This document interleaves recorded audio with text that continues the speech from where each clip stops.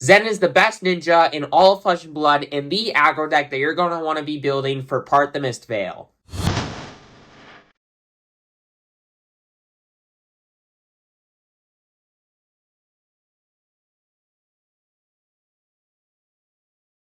Hello and welcome to the table, and today I'm going to be doing a deck tech video for Zen, Tamer of Purpose, and he is an incredibly powerful deck, having access to the new Mystic talent, giving him access to tons of super powerful new ninja cards, powerful blues, and most importantly, the transcend cards that create chi and allow Zen to use his once per turn instant of Pitch and Chi, making a Crouching Tiger, searching your deck for any card to combo, allowing you to play it this turn, and shuffling your deck of course, but allowing you to just turn on so much of your deck and making the Crouching Tiger, which allows you to fuel so many different combo cards in this deck. So incredibly powerful, one of the most powerful tutors, if not the most powerful tutor in the entire game. So this deck is primarily an aggro deck, and it's a very consistent deck. It's wanting to put out basically with 4 cards hands. You're always putting out 12 damage. A lot of time you can put out something more like 14 damage. But just consistent damage every single turn, blocking when you think you need to, but just continuing to put on consistent pressure every single turn, and the equipment allow you to do that very, very well. I think all the equipment, even though a lot of them are kind of more budget, and there are better ways and better cards to be utilizing in the deck to allow you to just continue to do that consistent kind of game plan, these budget options do work really, really well as well. But first, we need to talk about Zen's weapon, Tiger Taming Kakara. Now, Crouching Tigers attack for 0, but thanks to Tiger Taming Kakara, you can 1, attack for 2, go again, guaranteed no matter what, but in addition to that, you can guaranteed, doesn't even have to hit, give a buff to your next Crouching Tiger on the combat chain. That is incredibly powerful. So a lot of time, you're going to be pitching a blue, activating a Tiger Taming Kakara to start off the turn, and very late in the game, that's forcing your opponent to block it, and that's just 2 pitiful damage. I'm sure it's not the Harmonized Kodachi 1 damage kind of combo line, or damage line, but still, very, very powerful, and then go into one of your 1-cost, very powerful 1-cost cards, and just going from there. But the equipment. The equipment is incredibly good. I'm going to go from least powerful to what I think is the most powerful. I think Tearing Shuko, there are definitely some better options, but they're legendary, so they're a bit more expensive. But Tearing Shuko is still an incredibly powerful card, allowing you to block for 1 Battle Worn, and as an instant, destroy it to give your next Crouching Tiger a little bit of a buff, a +2 power buff, which is powerful and something that you should not be overlooking. And then another card that is super good only on those super long combo turns, usually utilizing cards like Tiger Swipe, we have Mask of 3 Tails. This card doesn't block for anything, but has an instant speed effect, a very powerful one, of destroying it and drawing a card.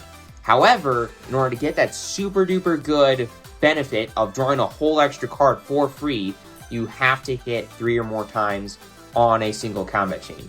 Which, again, on those long combat chains with Tiger Swipe cards and Headleys to Tails or cards like that, that is fairly easy to do, but outside of that, which it does take a lot of setup in order to do that, Mask of 3 Tails doesn't do a ton. And then we got Blood Scent. Now this card, like the Tearing Shuko, can block for 1 Battle Worn, but has an instant speed effect of destroying it, gaining a resource, but only if you have attacked the Crouching Tiger this turn. So it's a better Blossom of Spring in a lot of senses, but you have to do certain things, but it still blocks for 1 Battle Worn, which is incredibly powerful. And again, not something that you should be overlooking. And then lastly, there is Stride of Reprisal. Now this card is incredibly powerful. This blocks for 1, and when it defends, you create a Crouching Tiger in your hand. So, sure, it blocks for 1 Blade Break, you can only block with it 1 time, but you're guaranteed going to be making a Crouching Tiger with this block. So on turns where you need 1 more Crouching Tiger to do your massive combo swing or whatever, and you don't have access to a chi to use Zen's ability, well then you gotta back up in Stride of Reprisal. But the main deck. What is the main deck like? So a lot of what this deck is going to do is, like I said earlier, just pointing out consistent damage and just utilizing a ton of great 0 cost and 1 cost cards. Bittering Thorns, super powerful card. Growl, super powerful card. And 2 copies of Mauling Key are all super powerful cards in this deck, all from the around the table. They're a bit more expensive right now because there aren't as many of them out there as a lot of these other cards, but they are still cards that you should definitely be looking out for nonetheless. We got some of the new Mystic cards allowing you to very consistently make and or buff Crouching Tigers. Cards like Harmony of the Hunt, allowing you to, sure, have to pitch a resource in order to attack for 3, but you get that 3 attack and a Crouching Tiger if you need it, which is not something that you should be overlooking. And Tiger Form Incantation, another super powerful card allowing you to 1, make a Crouching Tiger and buff Crouching Tigers, which is incredibly powerful.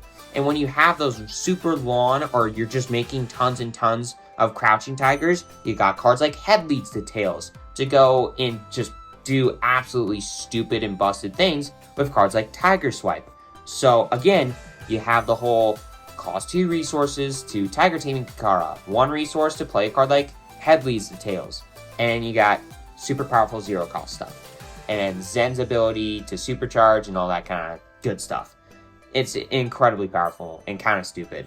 And a lot of time, I do want to note this out, a lot of time what you're going to be doing with Zen, like with his ability, most of the time you're going to be searching for 2 cards unless you have the setup to do the Tiger Swipe and the Head Leads to Tails, which is the most powerful combo line in this deck.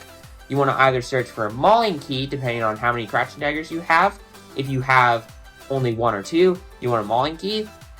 But if you guaranteed can play 1 and then play another one afterwards, you want to search for something like Chase the Tail. If Crouching Dagger was the last attack on the combat chain, this one gets go again and can buff your next Crouching Tiger attack by 3, which does put out more damage than the Mauling Key, but it's a bit harder to set up. So yeah, those are the 2 main combo lines that you're going to be wanting to play into with Zen's ability. But besides that, you're just putting out very, very consistent amounts of damage every single turn. But then getting into the blues, I prioritized as many 0 cost or just really good blues as possible.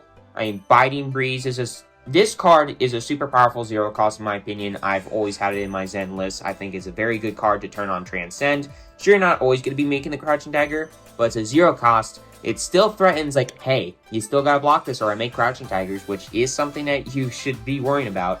100 Wins is a super powerful card.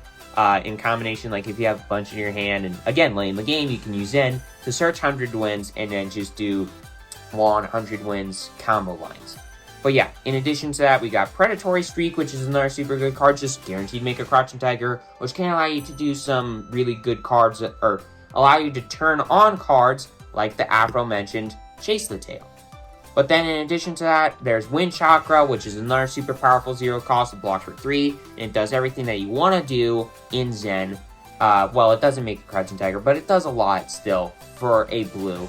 And Tiger Form Incantation is a good 1 cost you're going to always want to be playing. Well, not always, but if you need to turn on Transcend, you're going to always want to be playing, and in Harmony of the Hunt, same kind of deal. But then we got 8 of the Transcend cards. We don't have all 9, because I don't think a Drop in the Ocean is very good in this deck. But still, got tons of Transcend cards, more than the average deck, because you're going to want to be just transcending so much to allow you to have those very consistent and very long combo or combat chains to just keep the pressure on your opponent for as long as possible. But getting into the sideboard, getting into the inventory, what is it primarily prioritizing or whatever? Basically new. And assassins, and just if you need to rush down the opponent more often with cards like Salt the Wound. It do have, since there are a ton of blues in this deck, 26 blues in the deck, there are 3 sources of Arcane Barrier in the inventory, which is a lot, but I think this deck can totally utilize that and basically make it a super hard matchup against very powerful decks in this format, in my opinion, such as Kano. Vincent, I think, is going to gain some popularity thanks to Enigma being a very powerful deck. Maybe Viserai a little bit. I doubt it, but who knows. But then, beyond that, defense reactions for new. This card, Reinforce the Line, is a 2-of, because I think another card in this deck is more powerful than Reinforce the Line, and should be in this 2-of slot instead. But I wanted a more budget option and Reinforce the Line because this card just keeps fluctuating in price a lot. The card that I'm talking about is Snag. This card is incredibly powerful against new. One of the card to play against new, because new is the most powerful of the part the Mistveil heroes, and Snag allows you to turn off everything that new is wanting to do for a turn which is very, very good. But the card keeps fluctuating in price. The latest price that I've seen of it was like $15, and I'm like, do I want to have a $30 card in the inventory? I wanted to bring it up anyways for those of you who do want to spend the extra money to have 2 copies of Snack instead of the reinforced lines. But the reinforced lines do still do a lot of work, even though it's not nearly as good as Snack. But yes, this is the Zen Tigers deck. This is an incredibly powerful deck for any of you who want to play ninjas, aren't exactly sure which one you want to play, or if you want to play Zen, or if you just want to play a really good aggro deck or rushdown deck in Flesh and Blood. This is the deck for you. This is the most powerful aggro deck in all of Flesh and Blood right now. And this is a pretty tuned version of the list. I mean, it's got most everything that you want. Obviously, it doesn't have the snags in the inventory. That doesn't cost a ton to put in instead. But still, this deck is incredibly powerful, and it only costs $160. So for those of you looking to build a budget version of Zen, this is the deck for you, in my opinion. And anyways, with all that aside, hope that you enjoyed. Make sure to hit that subscribe button, hit that like button. It's completely free, you won't regret it. And enjoy, everybody.